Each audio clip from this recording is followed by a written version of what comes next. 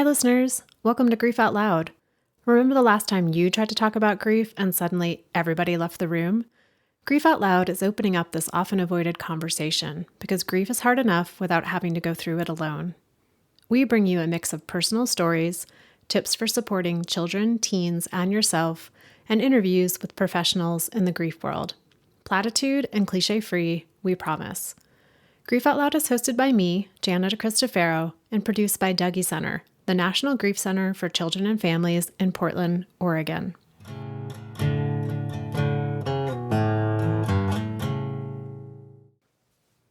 Hey all. In most episodes, one overarching theme comes together. But for this one, the conversation covers so many topics that it felt wrong to try and reduce it to a single thread. And really, nothing in grief reduces to a single thread, even for people who have had the same person die of the same cause on the same day. Here are a few things, though, that did rise to the surface during this interview. Talking more about how someone lived than how they died. How people, especially parents who have had children die, need invitations and space to talk about their child. The way death can stop us from making new memories of and with the person who died. And how the stories we tell ourselves, especially in grief, can help or harm us. Amanda Drews is the founder of Buzzy's Bees, an organization she started after her son Hudson, who was 13 months old at the time, died of SUDC, sudden and unexplained death in childhood. Amanda started Buzzy's Bees with the mission to provide financial support to families dealing with the unexpected loss of a child. Over time, though, Amanda realized that what families really needed and wanted was a chance to talk about their children. So from that, she launched the Give Grief a Voice project, where families meet with professional writers and artists who capture the essence of their child and their life in a unique piece of art. Okay, here's my multi-themed conversation with Amanda. Amanda, thanks for making time to talk with me today for Grief Out Loud. Thank you so much for having me. I'm curious, how do you talk about your son Hudson's death? Like, how do you describe it to other people? Yeah, I guess I've really tried to talk more about his life than the actual death or loss. And I think in the very beginning, I brought it up all the time, and it was kind of this whole thing of shouting it from the rooftops. And at this point, it's more of something that I hold close, and it's a privilege to hear about. But I describe it and talk about it as a definitely defining moment in my life. It happened very unexpectedly. He passed in the middle of the night at 13 months old, and we just celebrated the 6-year anniversary of his passing. So it's definitely evolved since the beginning. But I remember in the beginning just feeling why, being in the grocery store and feeling why are people buying Snickers bars? Don't they know this really big thing happened? Then when the cashier would ask, how many kids do you have? Having to include him. And now I just kind of shelter that. I don't always have to say it, but I definitely am an open book when it comes to having a real personal conversation about who he is and who he meant to us. And then what my life and our family's life has been like after he passed. I've talked to a lot of parents who have had children die, and I don't think this is unique to having a child die versus having someone else in your life die. But there does seem to be that progression. And I don't know why I always want to use the analogy with grief and broken legs, but when you first break your leg and you're out in the world, everybody is going to see it. Sometimes you have to tell people, but it's just it's visible. And I think about when somebody first dies, it's so visible to the person who's grieving that it's almost I just need the world to know what I'm going through. And then over time, as that leg heals, no more cast, no more brace, all back to walking and running. People get to choose, maybe have more choice in who they tell the story to of this time I was hiking and I fell and I broke my leg. And it just seems like a similar parallel with as the grief becomes maybe less raw in that way, there's a little bit more I get to choose who I share this with. I think 100%. And I think even though we don't have broken legs, there's that first year, there's such a raw visibility of you just don't look well. Your mental state is not happy or cheery, and even your physical aesthetic. And I feel initially I wore like a lot of black and did all that stuff, just because I wasn't happy. So it's like this outwardness of it was just, I felt apparent, and maybe it wasn't apparent, but to me it felt like they totally know something's wrong with me. And this is a question I've never asked anyone before. So if it's too weird of a question, we can just skip it. How do you talk to yourself about Hudson and about his death and about his life? I think that we all do things differently, right? And I think that there's definitely this parallel. There's an author by the name of Joan Didion that asks, what are the stories that you tell yourself in order to either make things easier or harder on yourself? Initially, I did like blame myself for his death. Like, what if he wasn't co-sleeping? What if we had an outlet monitor? What if things had gone differently? What if my older son's birthday party wasn't that day? All those like what ifs, and it was bad self-talk. It was something that I had done. Also, I gave him quite a few like Highlands teething tablets the day that he passed away, and I'm like, maybe I overdid it because Highlands teething tablets aren't like monitored by the FDA, so they're like a homeopathic remedy. Thinking, oh, and so it's definitely bad self-talk. Like, it's something like you're supposed to protect your children, and I did not do that, right? Like, I did not rise to the occasion. And then there's that sentiment that rolls around in like momhood and mom's groups and stuff like that. Like, at least I kept the kids alive today. What if you at least didn't do that? And then I think today it's still riddled, especially like in my grief season, which is totally 100% between his date of birth and date of death. So from 4/4 to 5/15, I'm just like kind of a basket case. And so I still have those. I just try and focus on like the positive change and how I can support if I can support one other person to get through that first year, it might end up being support me as well. Like, it's just like kind of this super altruistic learning phase that I'm in, and how I talk about Hudson's death as gathering all these information and then passing that on to other people is kind of a reason, if there's ever a reason. I don't know if I answered that question very well.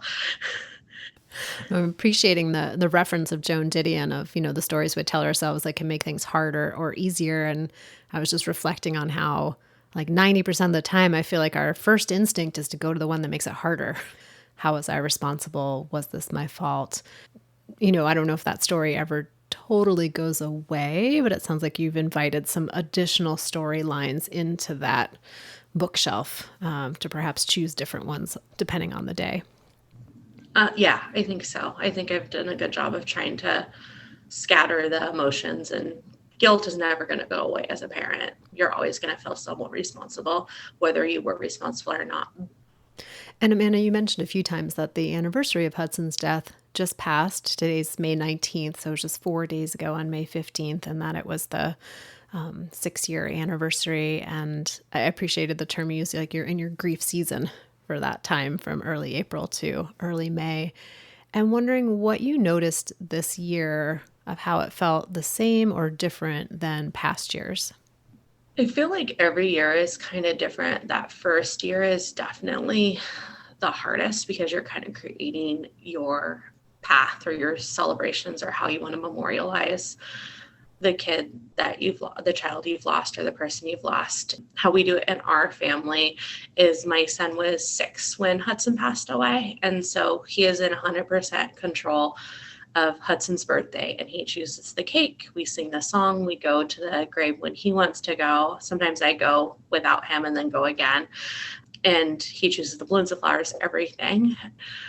When it comes to the death day, I just choose what feels right for me. So this year, I just kind of dove into work, even though it was a Sunday, and I did a lot of that. I took a lot of naps.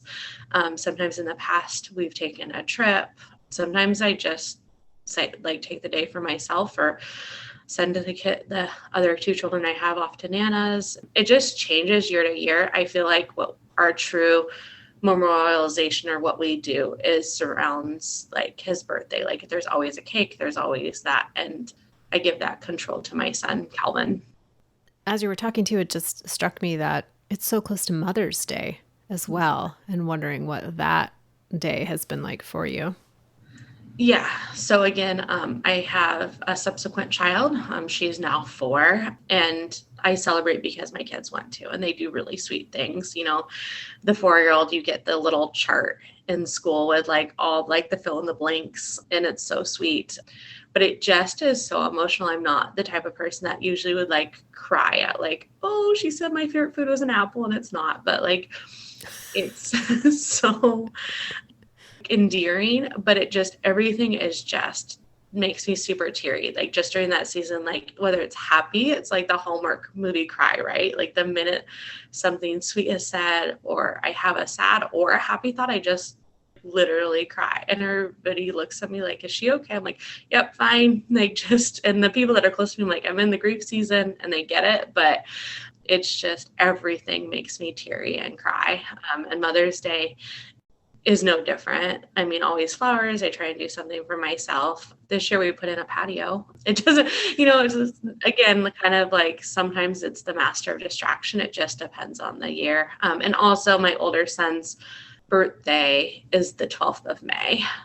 That's really important to honor him as well. And so, because Hudson actually passed away the evening of my older son's birthday party. Your family is very efficient in scheduling all these very intense, significant days and anniversaries in the same like 6 week period.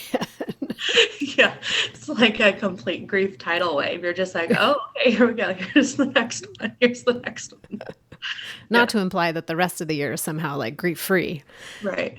You've mentioned Calvin a few times, your oldest child. He's now 12 and was 6 when Hudson died. And just wondering, like, how did you talk with Calvin about his brother's death? Do you remember the questions that he had, the types of support he required?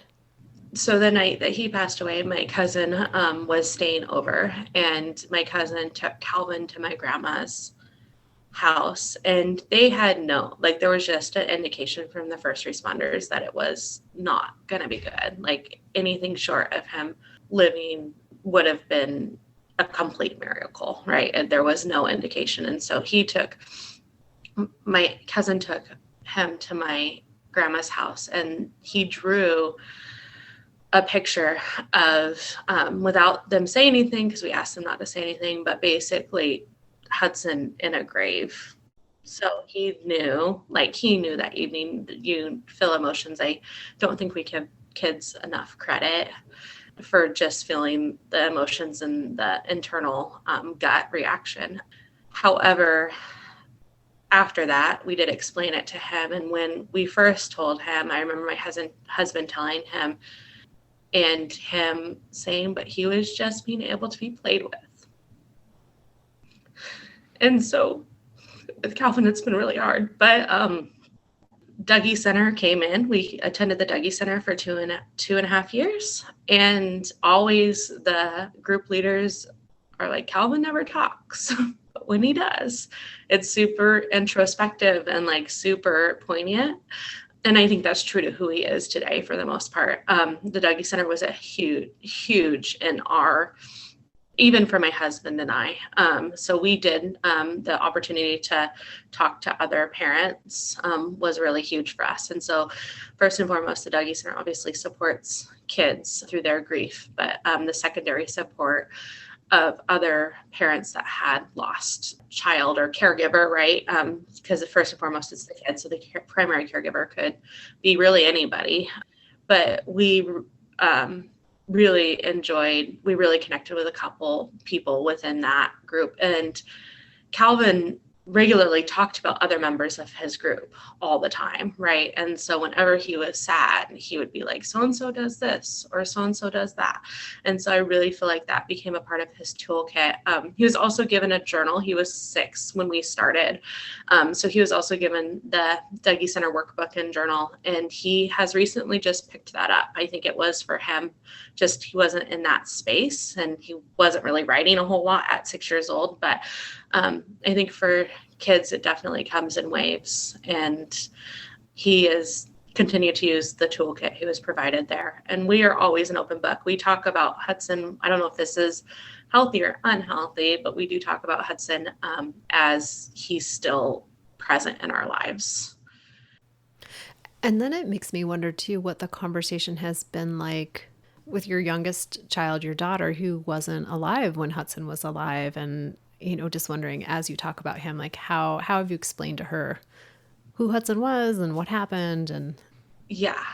So in our house we have these like metal tiles, like they're like tile pictures, like, and one is of my husband Nate with Hudson, one is Calvin with Hudson, one is me with Hudson, and one is Hudson by himself.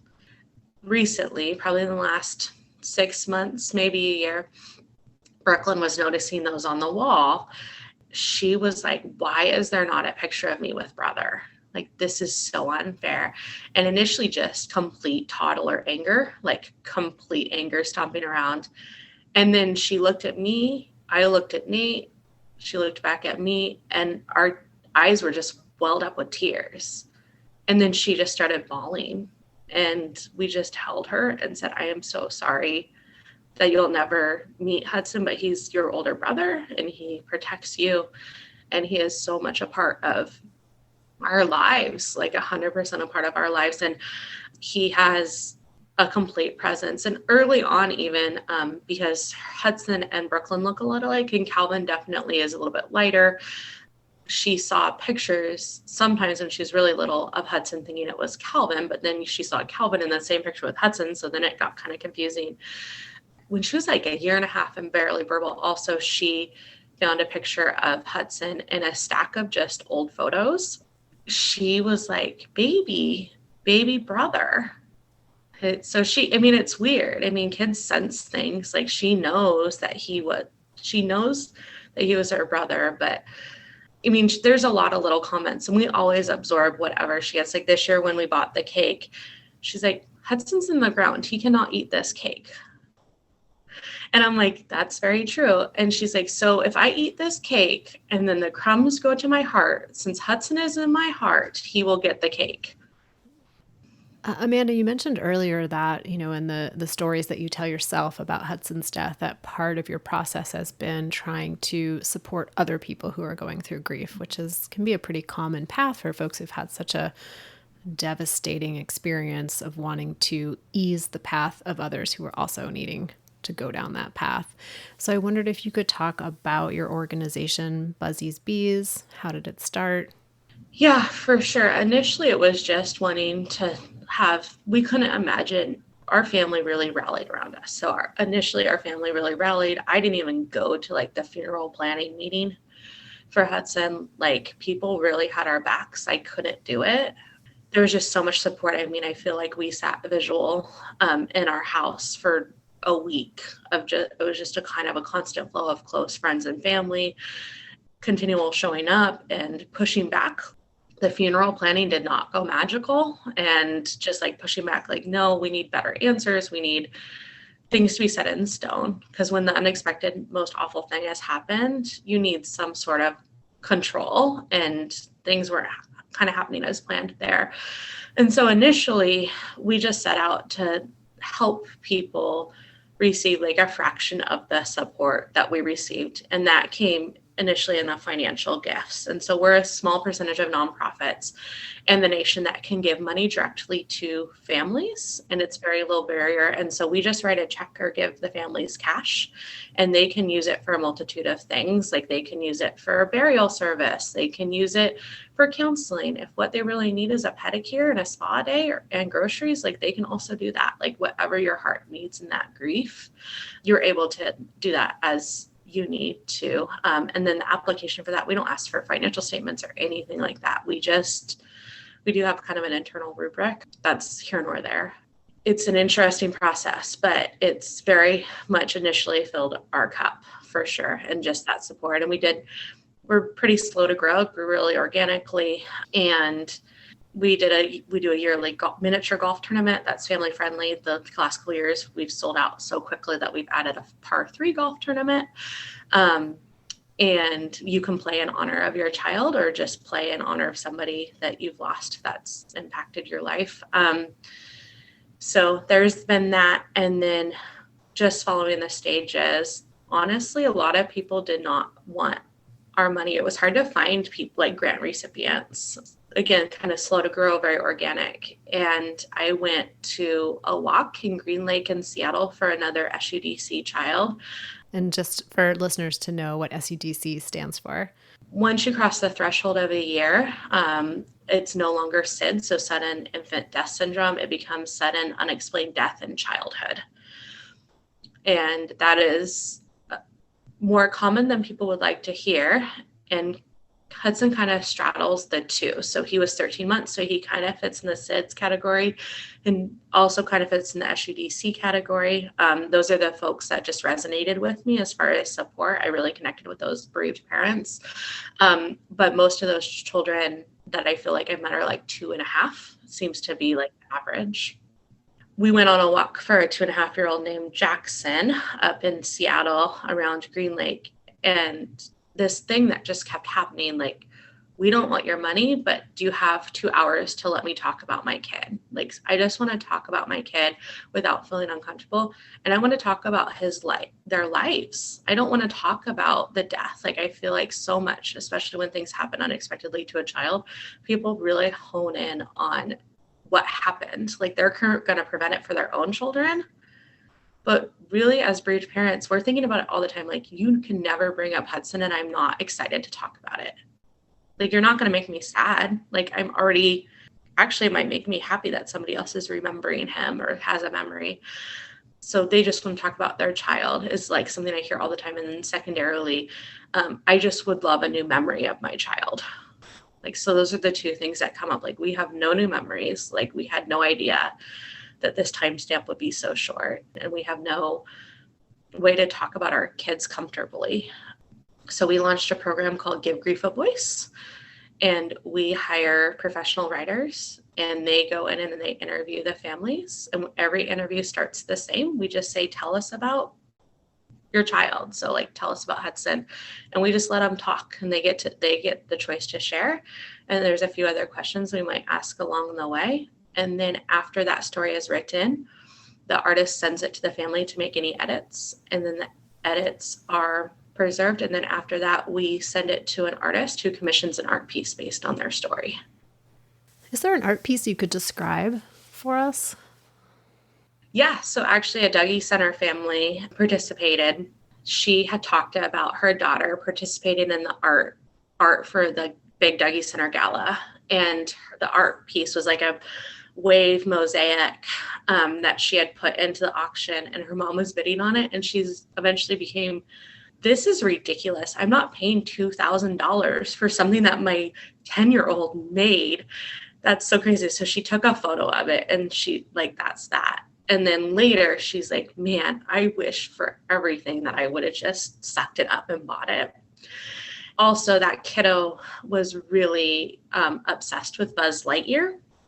The artist created an art piece of the backs of Buzz Lightyear and the child hand in hand. And then mom's therapy has been soccer.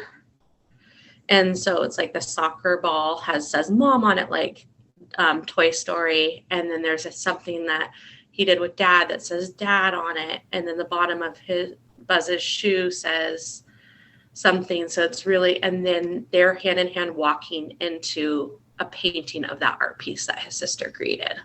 It really just pulls all the elements of this 2,000 word story and translates it into art. Very rarely is it a portrait. Like, you can have that commissioned by anybody, but it's just taking in all the elements of their grieving process, everything the child meant to them, and collaborating it into one quite large art piece. Our parameters are 24 by 24. And so the Give Grief a Voice project is available for families who've had a child die. Is it specific to the local Portland, Oregon area, or is it available to families around the country? Or we are a national program. These past couple of years, we've done the interviews on Zoom. Normally, we would travel. So we try and highlight 2 or 3 places each year that applications are coming from and travel. So we've been to Austin, we've been to Iowa. We have hopes to go to Boston this year, this coming next year. And then other than that, we fill in with the Pacific Northwest. So anything easily to drive to within like 6 hours. So Seattle, Oregon. Thinking about this work that you've been doing, engaging so much with other families who are also grieving, the death of a very young child, and how has that working, being with those families changed you and changed your grief? Yeah. I feel like I really get a picture on like how to grieve. I feel like the American grief culture or the dominant culture of grief does things pretty terribly in ways of supporting each other. We've talked to people, a lot of people from different cultures and different religious backgrounds and that have different rituals. And I feel like it's just aided in my own healing, the ability to like pull from different people's stories. There was a single mom who talked about losing her daughter, and she pulled from all these different avenues, and one of them being like the Buddhist tradition of this Jizo statue that protects all the babies who passed way too soon. And in Klatskanine, Oregon, there's actually like a Jizo garden where you can just like go and claim a statue and like dress it for in honor of your child that you've lost. And after that interview, I like drove to Klatskanine. I'm like, I'm doing this. Like I had no idea it even existed. And so I just think talking about it has really helped me in giving other people their own voice. I mean, our practice in the interviews is really truly like kind of like narrative therapy, where most times like there's a newspaper article that's like wanting to tell the story, but they're really wanting to pull people in with the tragedy of it all. Or there's somebody else who believes that they know how you're grieving just because they lost somebody. And it's so individual, it's so unique to each person who has grieved that they deserve to have their own voice and own their experience and not have somebody tell it for them. So, in alignment with telling your own story, as we come to the end of this conversation, I'm wondering what would you want listeners to know about Hudson today? Yeah, he was so wanted. We experienced secondary infertility. There was a 5 year gap in between my son and him already, my oldest son and him already, and that we think about him all the time. He was just such a light. He was so chubby and smiley and just had the most happiest disposition ever. I mean, basically everything we're doing is for him, and we try and live out his life. Brooklyn, Hudson was named after the Hudson car, but also like a little bit of like the Hudson River. And so Brooklyn is the Brooklyn Bridge goes over the Hudson River. A lot of people use the analogy of like Rainbow Baby or whatever, but it's like bridging the gap of continuing to fill our hearts with love. And he continues to do that every day, whether he's physically here or not. Right. And so he's just a part of like our everyday life. And we love him so much. And he was such a light. And Amanda, what's one thing that's currently helping you as your season of grief is ending? Grief never ends, but like this year's season of grief is kind of coming to a conclusion. I'm wondering what's one thing that's currently helping you? I hate this word, but I love this word because it's but just self-care. And I feel like we over exaggerate self-care as having to be something so big and this huge like day or whatever. But just listening to my body and deciding where we're at. And if it means taking 2 minutes to just sit and breathe and realize that everything is going to be okay. Really listening to your body, and it's okay for it to be a totally selfish act. It's okay to take 5 minutes when you have 500 other things to do. And I've really learned to set boundaries on my bandwidth and my time. I'm also in school full time while running Buzzies and 2 kids. So it's just been a very like extreme exercise in like time management. But at the end of the day, just being present for yourself, but also and that means that you can be more present, authentically show up for others. And so just really, it's okay to say what you need, even if it's something so little. Well, Amanda, really appreciating your time today. And before we end, just anything you want to let listeners know about how to connect with you and how to connect with Buzzy's Bees. Absolutely. So we have Buzzy's Bees has an Instagram and a Facebook account. And also we're online at buzzysbees.org. So BUZZYSBEES.org. Great. And listeners, as always, I'll put all of that in the show notes so you can connect with Amanda and her work. So Amanda, thank you so much for taking time out of your outrageously busy schedule to talk with me today, to share your story, to celebrate Hudson's life with me and our listeners. I'm really grateful for your time. I'm so grateful for you. The Dougie Center has been such a light in our grief journey as a family. So I'm grateful for all the work that you guys do in this podcast and just moving forward together. And listeners, I say it each and every time, thank you for being part of our community, for listening to the show, for sharing episodes with people that you think might be helped by the conversations that we are having. If you'd like to reach out to me directly, you can email me at griefoutloud@dougie.org. It's DOUGY.org, which is also where you will find all of our past episodes, our free downloadable resources, links to the workbook that Amanda mentioned earlier in the episode, and ways to contact us. And I'm also excited to share with you that this podcast is sponsored in part by the Chester Stephan Endowment Fund. Thank you so much for listening. We hope you'll join us again next time.